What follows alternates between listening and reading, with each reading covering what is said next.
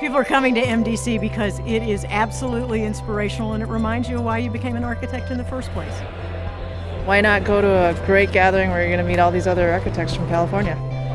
It's a pleasure to kick off this conference with my friend Tom Kundig. Tom, thank you. In a way, I think we're supposed to be provocateurs. Clearly, the hot rod culture is a provocative culture. I try to come every 2 years when the conference is. It's wonderful. It's a good opportunity to reconnect with other architects and really see the new work, see what's out there. A rejuvenation of, I think, our architect spirit.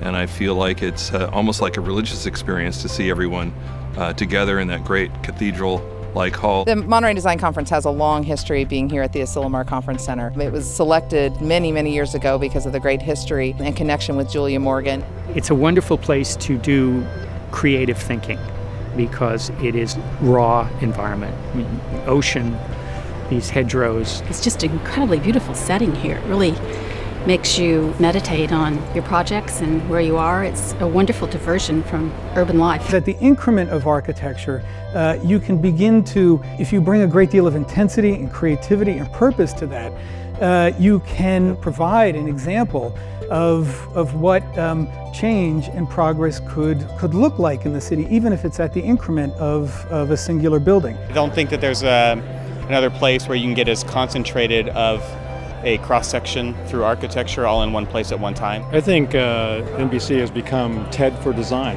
The Monterey Design Conference seems to be an incubator for ideas and generator of ideas. Guess what? 2 years ago there were no vertical farms on this planet. But today there's a vertical farm in Korea. It's actually the things that they deliver live as the creators and innovators of these projects that I appreciate most. It's really good to get into kind of the head of a lot of these architects and kind of be inspired by their thought process. It's interesting that the flyway, which follows waterways, is also a path of major cities. So it makes it more important that we understand how these two things, ecologies and cities, intersect. Being able to watch a 6-year-old girl, rotate a 6-ton steel and glass pane of a building to see a view. I mean, that's amazing. The diversity we've got in the emerging professionals is really strong, and I'm really excited that we have been able to get such talent and also get them into a really succinct presentation. When this shot was published in a blog, someone said this looks like a love child between Mario Bolter and a septic tank, which really makes us very proud.